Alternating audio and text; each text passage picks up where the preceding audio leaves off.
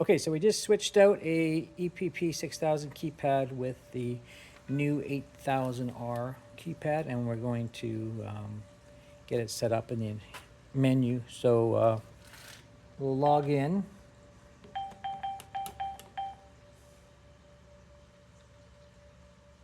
Go to host setup, key management, enter keys, yes. So if the keypad is factory defaulted, the passwords are going to be zeros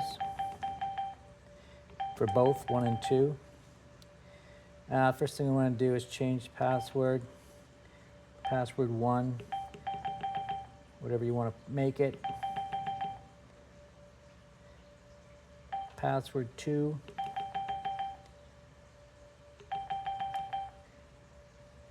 Okay, let's go cancel. Then we go set EPP state. It's going to be, right now it's deactivated, so we got to activate it. So we'll go activate. Okay, cancel once. So do start.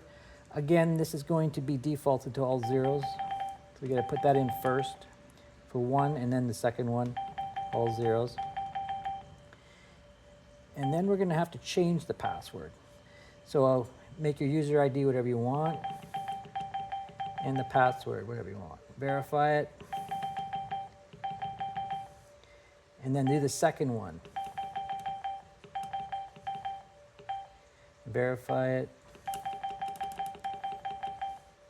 Okay, perfect. So let's cancel all the way out before we do anything else to initialize the keypad, so those changes take effect. Okay, go back in. We're going to use your new password.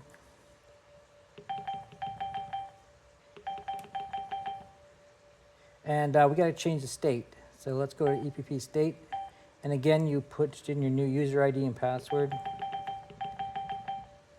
Keep it simple so you don't forget. And right now we're in installation state, so we want to change the state to initialize to installation. It's initialized now, but we want installation. There it is. Installation state.